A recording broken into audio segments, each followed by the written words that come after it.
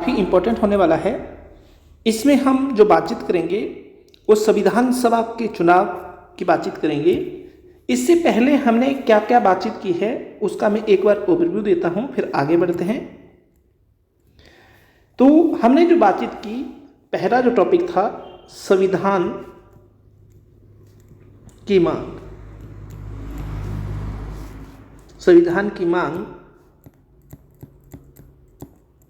व संविधान सभा की मांग। संविधान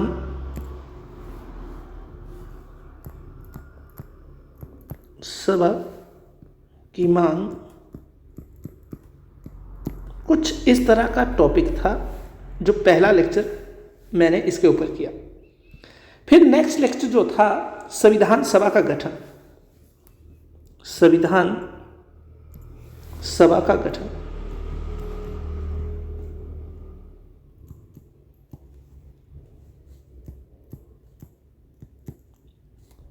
सभा का गठन।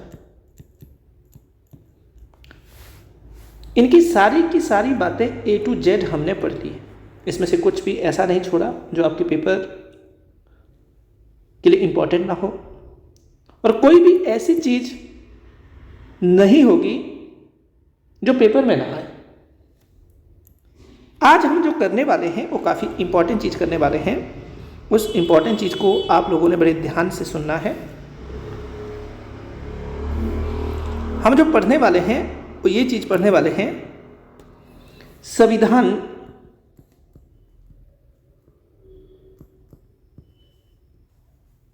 सभा का चुनाव। ये एक इंपॉर्टेंट टॉपिक है।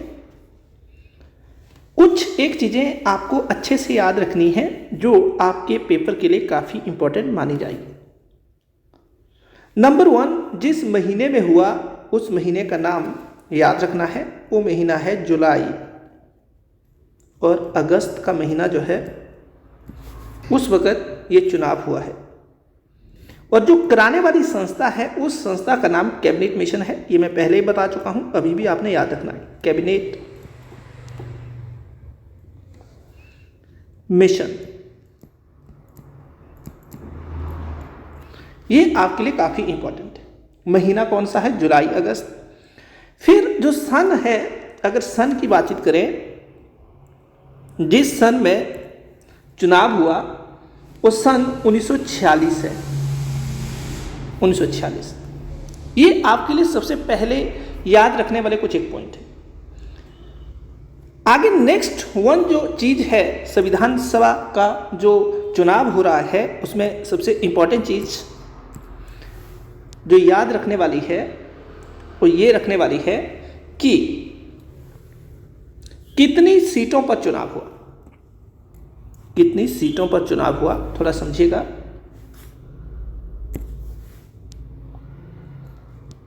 कितनी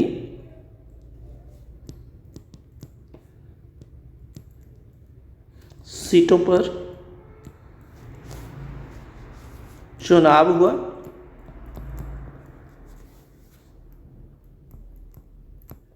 ये भी काफी इंपॉर्टेंट है। तो सीटों पर जिन सीटों पर चुनाव हुआ वो सीटें कितनी थी वो हमें यहां से सीखना है। फिर जब सीटों पर चुनाव हो रहा है वो चीज़ हमारे लिए काफ़ी इंपॉर्टेंट है। तो 292 जो सीटें हैं उन पर चुनाव हो रहा है, इस बात को अच्छे से याद रखिएगा। 292 सीटों पर चुनाव हो रहा है। कितनी सीटों पर चुनाव हुआ है? 292 सीटों पर चुनाव हुआ है। इस बात को अच्छे से याद रखिएगा। कुल सीटें 399 जिसको हम कहते हैं 89 वो थी, पर चुनाव इन्हीं पर होता है। और ये सीटें जिन जिन रीजन से थी वो सिर्फ ब्रिटिश प्रांत ही था। सॉरी क्या बोलते हैं, हाँ, ब्रिटिश प्रांत कहेंगे या ब्रिटिश टेरिटरी कहेंगे। ये ब्रिटिश प्रांत या ब्रिटिश टेरिटरी से चुनाव हुआ था। कितनी सीटों पर हुआ था अच्छे से याद रखिएगा, हमारे लिए काफ़ी इंपॉर्टेंट है। जब ये बात आपको क्लियर हो जाती है तो फिर जो सीटें थी जिन पर चुनाव नहीं हुआ था जिन सीटों पर चुनाव नहीं हुआ, जिन सीटों पर चुनाव नहीं हुआ था वो कौन सी थी, वो भी हमारे लिए इंपॉर्टेंट है। तो उस वक्त देशी रियासतें थी, मैंने आप पीछे वाली वीडियो में बताया था, याद है तो जरूर देखिएगा। देशी रियासतें जो थी उसके लिए एलोकेशन किया गया था सीटों का, कुल कितनी सीटें थी, अगर आप ध्यान से पढ़ेंगे पीछे वाला लेक्चर तो उसमें मैंने 93 बताई थी। इन सीटों पर चुनाव नहीं हुआ। जब सीटों पर चुनाव नहीं हुआ, चुनाव का मतलब लोगों ने वोट नहीं डाला, चुनाव नहीं हुआ, यहाँ के प्रतिनिधि इंडिपेंडेंटली जो राजा थे यहाँ के, उन्होंने भेजे थे। इस बात को अच्छे से याद रखिएगा, हमारे लिए काफ़ी इंपॉर्टेंट है। तो ये जब ब्यौरा आप पढ़ बैठते हैं तो कितनी सीटों के लिए चुनाव हुआ, किन सीटों पर चुनाव नहीं हुआ, और फिर मिला जुला कर जब आप बातचीत करेंगे, आगे जब आप बढ़ेंगे तो कुछ एक चीज़ें आपको फिर याद रखनी है कि परिणाम क्या हुआ। परिणाम क्या हुआ, परिणाम देखिए, जिन सीटों पर चुनाव हुआ था वो सीटें कितनी थी, 292 थी। आई थिंक आप अच्छे से समझ गए हैं। जिन सीटों पर चुनाव हुआ उन सीटों की संख्या कितनी थी, 292 थी। अगर आप इन चीज़ों को अच्छे से समझ रहे हैं तो फिर कौन जीता, कौन हारा, कितनी सीटें किसको मिली, ये आपको अच्छे से याद रखना पड़ेगा। परिणाम में क्या हुआ कि जब इलेक्शन हो गए तो जो हमारी भारतीय राष्ट्रीय कांग्रेस थी सबसे ज़्यादा सीटें उसी को मिली थी। मैं इंडियन नेशनल INC यहाँ पर लिख रहा हूँ, इंडियन नेशनल कांग्रेस को टोटल जो सीटें मिली थी वो 208 मिली थी। कितनी संख्या थी, 208 थी। इस बात को आप लोगों ने बिल्कुल ध्यान से याद रखना। इंडियन नेशनल कांग्रेस, मुस्लिम लीग जो थी, M और L से लिख रहा हूँ, मुस्लिम लीग को 73 सीटें मिली थी, 73 सीटें मिली थी। और छोटे मोटे या स्वतंत्र जिसको इंडिपेंडेंट कहते हैं, आई से इंडिकेट कर रहा हूं, इनको मिला जुला कर 15 सीटें मिली थी। तो ऐसे ऐसे सीटों का क्या हुआ था, निर्णय आपको देखने को मिल रहा है। और 93 सीटें नहीं भर पाई थी, 93 सीटें नहीं भर पाई थी क्योंकि देशी रियासतों ने अपने प्रतिनिधि को संविधान सभा में नहीं भेजा था। आपके सामने रिजल्ट भी हो गया, चुनाव भी हो गया, और चुनाव जब आप देख बैठे, परिणाम भी आपने देख लिया कि किसको कितनी सीटें मिली थी। अब मुझे एक बात बताइए, आपसे बड़ा विद्वान कोई है कि नहीं है, आपसे बड़ा विद्वान कोई है कि नहीं। चलिए अच्छी बात है, आगे बढ़ते हैं। आगे जो है, आगे कुछ इस तरह का काम है। जब चुनाव हो गए हैं, परिणाम आ गया है, आपके सामने मैंने परिणाम रख दिया है, तो परिणाम के बाद क्या होगा, अब कार्रवाई होगी। कार्रवाई आपको अच्छे से याद रखना, मीन्स प्रोसेसिंग होगी। जो कार्रवाई है किसकी, संविधान सभा की, वो काफ़ी इंपॉर्टेंट है। संविधान सभा की जो कार्रवाई है वो काफ़ी इंपॉर्टेंट है संविधान सभा की। और इस संविधान सभा में जो कार्रवाई हो रही है वो कार्रवाई क्या है, उसकी हम आज बातचीत करने वाले हैं।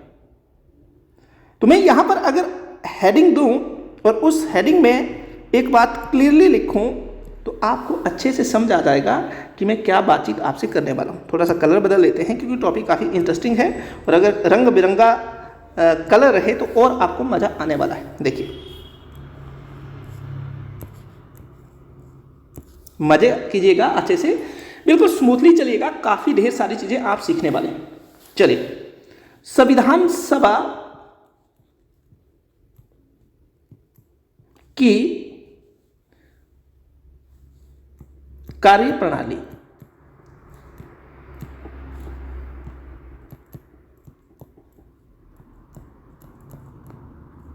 ये संविधान सभा की कार्यप्रणाली की बातचीत करने वाले। तो संविधान की सभा की जो कार्यप्रणाली है उसमें 2 पॉइंट आपको बड़े अच्छे से याद रखने हैं। 2 पॉइंट आपके लिए काफ़ी इंपॉर्टेंट है। एक पॉइंट तो ये है कि पहली बैठक किसकी, संविधान सभा की। फिर दूसरी बैठक संविधान सभा की दूसरी बैठक। ये चीजें आपको याद रखनी है। क्यों याद रखनी है, अभी बताने वाला हूं। पहली बैठक और दूसरी बैठक काफी इंपॉर्टेंट है। पहली बैठक और दूसरी बैठक काफी इंपॉर्टेंट है। अगर मैं आपसे बातचीत करूं बड़े ध्यान से, तो जो पहली बैठक है पहले उसको कर लेते हैं। देखिए पहली बैठक में क्या होता है उसको आप लोग बिल्कुल ध्यान से देखेंगे और समझने का प्रयास भी करेंगे। जो पहली बैठक है किसकी, संविधान सभा की जो पहली बैठक है, मीन्स पहली बैठक,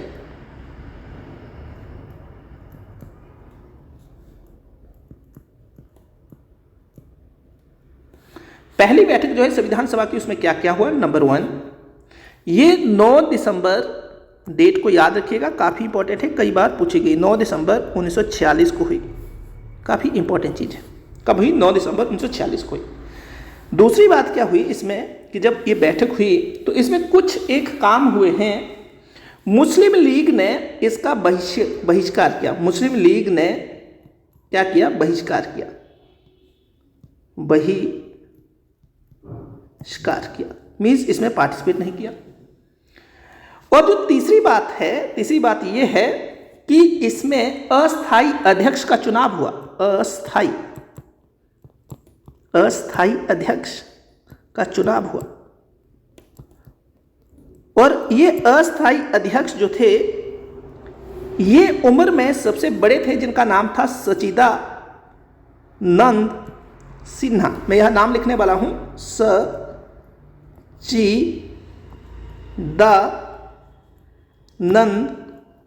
सिन्हा। इनको अस्थाई अध्यक्ष या टेम्परेरी अध्यक्ष चुन लिया गया। डॉक्टर सच्चिदानंद सिन्हा जी जो थे इनको अस्थाई अध्यक्ष या टेम्परेरी अध्यक्ष चुन लिया गया। और जिस पद्धति के थ्रू ये काम किया गया था, फ्रांस का जो संविधान बना उस वक्त भी उम्र के हिसाब से, वरिष्ठता के हिसाब से ये निर्णय लिया गया था। भारत में भी कुछ ऐसा ही हुआ। तो मुझे बताइए आपसे बड़ा विद्वान कोई है कि नहीं?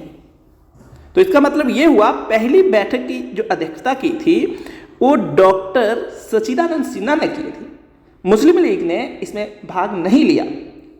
मुस्लिम लीग का इसमें भाग ना लेने का कारण पाकिस्तान की अलग मांग कर रही थी। मुस्लिम लीग पाकिस्तान की अलग मांग जो कर रही थी उसको संविधान सभा ने नहीं माना था, अंग्रेज भी नहीं मान रहे थे।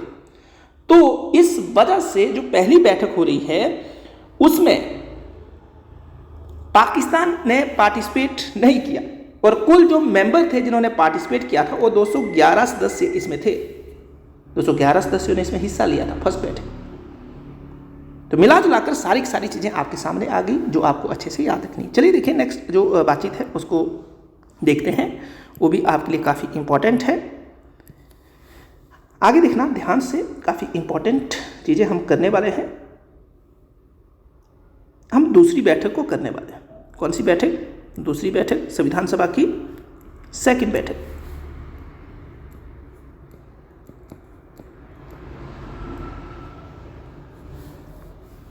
एक मिनट रुकिए, थोड़ा सा अच्छा नहीं लिखा गया। अब चलते हैं दूसरी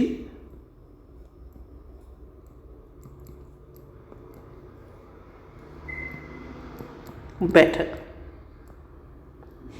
पहली बात तो दूसरी बैठक कब हुई वो आपको याद रखना है। कब हुई थी? 13 दिसंबर 1946 को दूसरी बैठक हुई। अच्छे से याद रखिएगा, काफ़ी इंपॉर्टेंट चीज़ें हैं, कई बार ढेर बार एग्जाम में पूछी गई है। इस वक्त अध्यक्ष जो थे वो कौन थे? किसको अध्यक्ष चुना गया? तो अध्यक्ष जो थे डॉक्टर राजेंद्र प्रसाद को चुना गया। डॉक्टर राजेंद्र प्रसाद, काफी इंपॉर्टेंट चीज है। डॉक्टर राजेंद्र प्रसाद को स्थायी अध्यक्ष चुना गया था। स्थायी अध्यक्ष, इस बात को भी आप लोगों ने बड़े ध्यान से सुनना है। फिर क्या हुआ? फिर आगे कुछ एक और काम हुए जो हमारे लिए इंपॉर्टेंट है। 2 व्यक्ति उपाध्यक्ष चुनेंगे। 2 व्यक्ति क्या चुनेंगे? संविधान के सभा के उपाध्यक्ष चुनेंगे। देखिए, एक का नाम H.C. मुखर्जी है, H.C. मुखर्जी, और दूसरे का नाम है वीटी कृष्णमचारी, भगवान श्री कृष्ण के नाम पर याद रख लीजिए, वीटी कृष्णमचारी, ये उपाध्यक्ष है। क्या है? ये 2 उपाध्यक्ष है किसके? संविधान सभा के किस बैठक में निर्णय लिया गया? दूसरी बैठक में ये निर्णय लिया। आई थिंक आप सभी अच्छे से पढ़ बैठे और आपको अच्छे से ये चीज़ें पता भी चल गई। अच्छे से आप पढ़ भी बैठे हैं और आपको ये चीज़ें अच्छे से पता भी चल गई। आगे चलिए, नेक्स्ट जो बातचीत है वो काफ़ी इंपॉर्टेंट है। जब ये संविधान सभा का गठन हो गया है, संविधान सभा की पहली और दूसरी बैठक हो गई है, तो अब संविधान सभा जो है कैसे संविधान की कल्पना करेगी, तो इसके लिए एक प्रस्ताव लाया जाता है और जिस प्रस्ताव को नाम दिया जाता है उद्देश्य प्रस्ताव। इस प्रस्ताव को लाने वाले हमारे नेहरू जी हैं। कौन है? नेहरू जी, पंडित नेहरू जी।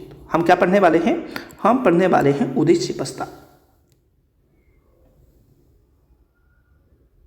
हम आज जो पढ़ने वाले हैं, हम पढ़ने वाले हैं उद्देश्य प्रस्ताव। बिल्कुल ध्यान से सुनिएगा, काफ़ी इंपॉर्टेंट चीज़ है। जो उद्देश्य प्रस्ताव है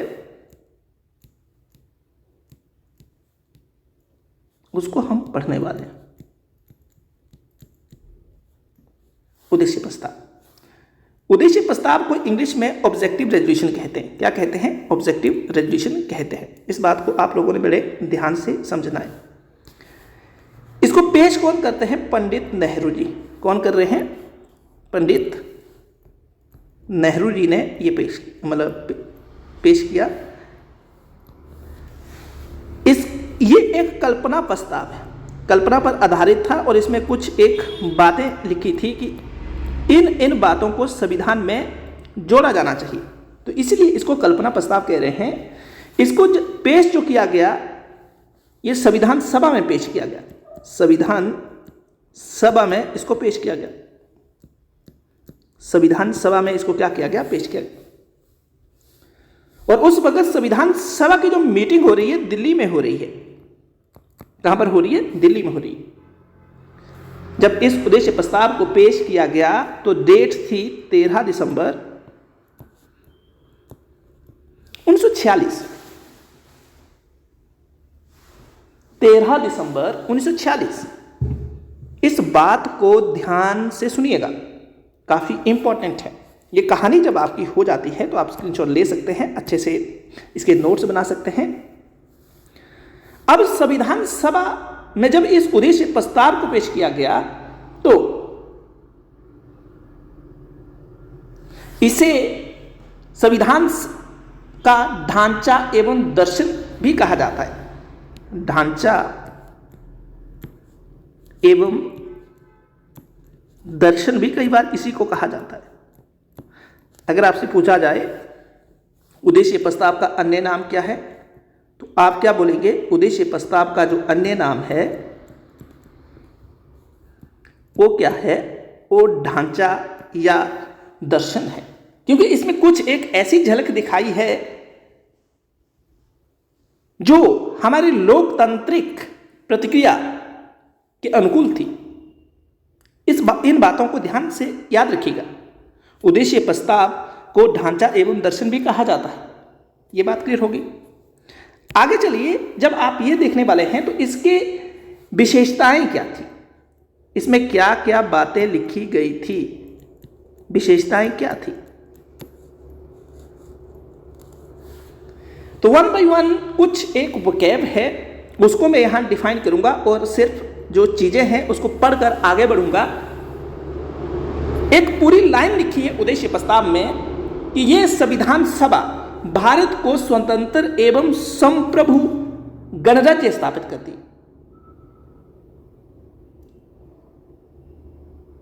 और यह संविधान सभा इन शब्दों के साथ संविधान को बनाने की घोषणा करती। थोड़ा समझेगा, 2 वर्ड आ रहे हैं यहां पर। एक वर्ड आया स्वतंत्र। स्वतंत्र तो पता होगा, स्वतंत्र का मतलब कि हम किसी के अधीन नहीं रहेंगे। दूसरा वर्ड आया संप्रभु। नेहरू उद्देश्य प्रस्ताव में कहते हैं कि हम संप्रभु सत्ता चाहते हैं। तीसरा वर्ड आ रहा है गणराज्य। नेहरू बोलते हैं कि हम गणराज्य होने चाहिए, रिपब्लिक होना चाहिए, हमारे पास सॉवरेनिटी होनी चाहिए, हम इंडिपेंडेंट होने चाहिए। स्वतंत्र तो आपको पता चल गया। संप्रभु सत्ता का मतलब होता है कोई भी सरकार इंटरनल और एक्सटर्नल डिसीजन लेने में अगर फ्री है, इंडिपेंडेंटली और डिसीजन ले रही है, उसको संप्रभु कहते हैं। 15 अगस्त 1947 से पहले हमारे पास संप्रभु सत्ता नहीं थी, उसके बाद हमारे पास आई। रिपब्लिक या गणराज्य का मतलब होता है जो हेड ऑफ स्टेट यानी कि राष्ट्रपति का चुनाव अप्रत्यक्ष या प्रत्यक्ष, डायरेक्ट या इनडायरेक्ट लोगों के द्वारा होता है। तो उस व्यवस्था को हम गणराज्य कहते हैं या रिपब्लिक कहते हैं। तो ये चीज़ आपको अच्छे से याद रखनी कि उद्देश्य प्रस्ताव में संप्रभु सत्ता की बातचीत की गई, गणराज्य की बातचीत की गई, और बाद में ये वर्ड जो है हमारे संविधान में भी जोड़े गए। पहली आपको फीचर अच्छे से पता चल गई। दूसरी फीचर देखिए, दूसरी फीचर जो है आपके लिए काफ़ी इंपॉर्टेंट है। ब्रिटिश भारत में, देखो ब्रिटिश भारत का मतलब ये हुआ कि वो भारत जो कभी अंग्रेजों के अधीन होता था, वो भारत जो डायरेक्टली कभी ब्रिटिश की टेरिटरी कंसीडर की जाती थी। तो यहाँ पर ब्रिटिश भारत में शामिल सभी क्षेत्र, राज्य और इसके बाहर अगर कोई क्षेत्र है वो भारत में अगर शामिल होना चाहते हैं तो वो शामिल हो सकते हैं। इसका मतलब ये हुआ कि जो ब्रिटिश टेरिटरी थी, वो अगर कोई टेरिटरी जो बाहर थी यानी कि पाकिस्तान की तरफ इशारा था, पाकिस्तान की टेरिटरी इसमें शामिल होना चाहेगी, वो भी हो सकती है। इसके अलावा जो राजा महाराजा जिसको हम प्रिंसली स्टेट कहते हैं, अगर वो हमारे भारत में शामिल होना चाहेंगे तो शामिल हो सकते हैं। ऐसा हमारे संविधान में व्यवस्था की जाएगी। ये इस उद्देश्य प्रस्ताव की क्या थी, अवधारणा थी, और इसमें ये बातचीत कही थी। आई थिंक आप अच्छे से समझ गए और आपको ये चीज़ें अच्छे से याद रखनी है। जो थर्ड है, थर्ड में जो बातचीत कही है कि देखो जब ये टेरिटरी होगी, ये जो क्षेत्र होंगे, जब हमारे भारत में मर्ज हो जाएंगे तो इनकी सीमा का निर्धारण कौन करेगा। तो ये कह रहे हैं, नेहरू कह रहे हैं कि जब ये टेरिटरी हमारे संविधान में मिल जाएगी तो संविधान सभा क्या करेगी, जो इनकी सीमा है, संविधान सभा क्या करेगी, इनके बीच जो सीमा होगी उसका निर्धारण करेगी। मान लो ये तो राजा की टेरिटरी हुआ करती थी, ये मान लो कि उस पर ब्रिटिश टेरिटरी हुआ करती थी। जब ये मर्ज हो गए तो ये एक टेरिटरी बन गई, पूरा इंडिया बन गया। तो इनका एरिया कहाँ तक होगा, इनका कहाँ तक होगा, ये निर्धारण कौन करेगी, संविधान सभा करेगी। ये हमारे उद्देश्य प्रस्ताव में नेहरू जी कह रहे हैं। अच्छे से इसको याद रखना, जो हमारे लिए काफ़ी इंपॉर्टेंट है। इसके उपरांत ये कह रहे हैं कि नियम के अनुसार शासन व्यवस्था चलाई जाएगी, कि संविधान सभा क्या करेगी, नियमों के तहत शासन व्यवस्था चलाएगी। कुछ एक नियम होंगे और उन नियमों के तहत शासन व्यवस्था चलाई जाएगी। और ये भी बात कही गई है कि अवशेष शक्तियां जो है, मेरी बात ध्यान से सुनिएगा, अवशेष शक्तियां वो शक्तियां होती है जो कुछ एक विशेष शक्तियां होती हैं। अवशेष शक्तियां ऐसी शक्तियां होती हैं, अवशेष शक्तियों का मतलब होता है विशेष शक्तियां, कुछ एक अवशेष शक्तियां जो है कुछ एक विशेष शक्तियां होती हैं। कहा संघ में निहित रहेगी। संघ का मतलब यहां जो है केंद्र से ले लीजिए, अभी कहीं भी हमारे संविधान में इस संघ का प्रयोग नहीं किया है, पर जो उद्देश्य प्रस्ताव में इशारा है वो किसकी तरफ है, वो केंद्र की तरफ है। तो मिला जुलाकर ये बात आपको क्लियर होगी।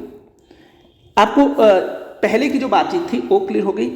आगे जो पॉइंट बोलते हैं कि देखिए जो संप्रभु भारत होगा, संप्रभु मैं आपको समझा चुका हूं, जो संप्रभु भारत होगा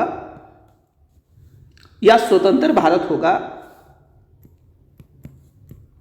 उसकी शक्तियों का स्रोत भारत की जनता रहेगी। कभी भी अगर पूछा जाए, हमारे संविधान में भी मेंशन किया गया है भारत की जनता कि जो संविधान की बातचीत कर रहे हैं हम, उसमें ये मेंशन किया गया है कि जो हमारे सरकार के अंग हैं, चाहे हम संसद की बातचीत करें, चाहे हम न्यायपालिका की बातचीत करें, चाहे कार्यपालिका की बातचीत करें, तो यहाँ पर जो सरकार की तरफ इशारा मैं करना चाहूँगा कि सरकार को जो शक्तियाँ दी जाएगी भारत की जनता देगी।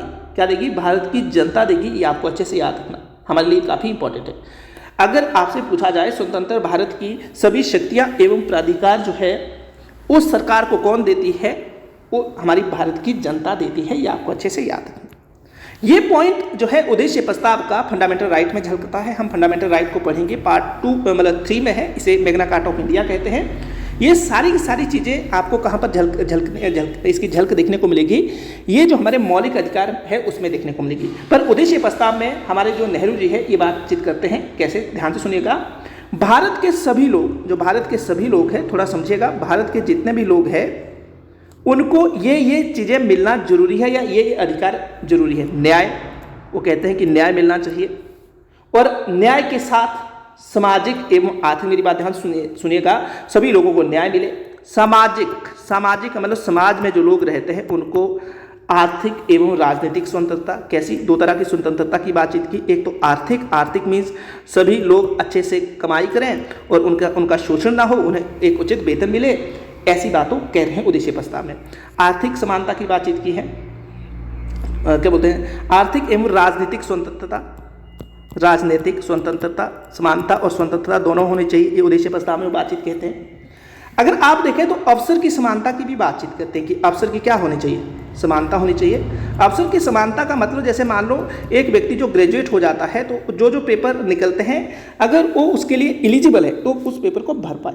विधि के समक्ष समानता, कि कानून के समक्ष सभी समान हो, ऐसी बात को अपने उद्देश्य प्रस्ताव में कहते हैं। विधि के समक्ष समानता का मतलब है कि सभी लोग कानून की दृष्टि से समान हो और किसी व्यक्ति के साथ रंग, जाति या लिंग के आधार पर मतभेद ना हो, ऐसी बात उद्देश्य प्रस्ताव में नेहरू जी कह रहे हैं।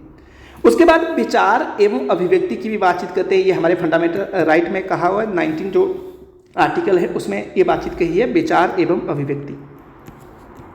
विचार एवं अभिव्यक्ति, विचार का मतलब आइडिया, अभिव्यक्ति का मतलब है बोलना, किसी के सामने प्रेजेंट करना।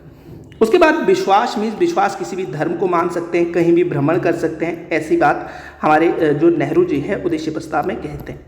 ये आपको अच्छे से याद रखना। कोई भी संगठन बना सकते हैं, आप कहीं भी किसी जगह पर घूम सकते हैं, ये बातचीत आपको अच्छे से याद रखनी है। उद्देश्य प्रस्ताव में ये चीज़ उन्होंने डायरेक्टली मेंशन की कि जो भारत के लोग हैं, चाहे वो ओबीसी है, मेरी बात ध्यान से सुनिए, ओबीसी आपको पता होगा पिछड़ा वर्ग जिसको कहते हैं, या एसटी है, एसटी जो रीजन है या क्षेत्र है, या फिर अल्पसंख्यक जिसको माइनॉरिटी से मैं इंडिकेट कर रहा हूँ, इन सभी को हमारी जो सरकार है या हम जब संविधान बनाएंगे तो उस संविधान में सुरक्षा प्रदान की जाएगी, उन्हें विशेष अधिकार दिए जाएंगे, विशेष कुछ प्रोविजन किया जाएगा, चाहे ओबीसी हो, चाहे एसटी हो, चाहे माइनॉरिटी हो। माइनॉरिटी का मतलब होता है जिनकी संख्या कम है, पर कहीं भी हमारे संविधान में वर्तमान में माइनॉरिटी शब्द का यूज़ नहीं किया है। इस बात को आपने अच्छे से याद रखना, जो हमारे लिए काफ़ी इंपॉर्टेंट हो। सेकेंड लास्ट जो पॉइंट है, उन्होंने ये बात कही, शरेआम कह रहे हो, ये बात कोई ऐसा नहीं कि लुप छुप कर कह रहे हैं, संविधान सभा में ये बात कह रहे हैं, और संविधान सभा में जो ये इनके द्वारा कही हुई बातें हैं इसकी काफ़ी इंपॉर्टेंस है। वो कहते हैं कि हम भारत की एकता को बनाए रखेंगे, भारत की एकता को बनाए रखेंगे, भारत की एकता, और इस एकता को बनाए रखने के लिए हम सीमा का निर्धारण करेंगे, चाहे समुद्री सीमा हो, चाहे वो एयर सीमा हो, मीन्स जो वायु सीमा होती है, या फिर अगर बातचीत करें चाहे वो मतलब ऐसी नॉर्मल सीमा जो होती है वो हो। हम भू क्षेत्र को निर्धारित करेंगे, किसका कितना क्षेत्र होगा, हम समुद्री क्षेत्र को भी निर्धारित करेंगे, और हम एयर वाला जो सिस्टम है उसको भी निर्धारित करेंगे। इससे क्या होगा, सभी को न्याय मिलेगा, और ये न्याय विधि के तहत होगा, मीन्स कानून के तहत होगा, नियम के तहत होगा, इसके अलावा कोई किसी के साथ इनजस्टिस नहीं होगा। ये बातचीत वो उद्देश्य प्रस्ताव में कहते हैं। लास्ट में वो इसको खत्म करते हैं और कहते हैं कि हम भारत के लोग एक समय में ऐसे थे कि हमें सोने की चिड़िया कहा जाता था, हमारा गौरव था विश्व में, हम शांति के लिए जाने जाते थे। किसके लिए जाने जाते थे? शांति के लिए जाने जाते थे, हम शांति के लिए जाने जाते थे, हमें सोने की चिड़िया कहा जाता था। और इसके अलावा मानव कल्याण को हम बढ़ावा देते थे। मानव कल्याण हमारा जो था एक सर्वोपरि काम होता था उस दौरान, जब हम पहले बातचीत करें, विश्व शांति के गुरु हमें कहा गया है। तो हम इन सारे के सारे जो मॉरल वैल्यूज़ है, यहाँ पर 2-3 ही मैंने लिखे हुए, इन सारे के सारे नैतिक मूल्यों को बढ़ावा देने का हम बस प्रयास करेंगे। नैतिक मूल्य को बढ़ावा देने का, मूल्यों को बढ़ावा देने का,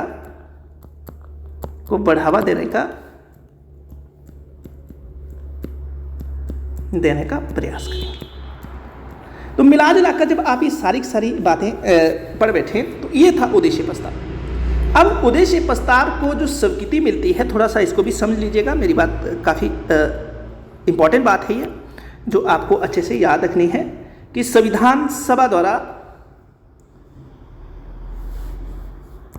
संविधान जो सभा है उसके द्वारा उद्देश्य प्रस्ताव को कब स्वीकृति दी जाती है? स्वीकृति। इसको उद्देश्य प्रस्ताव को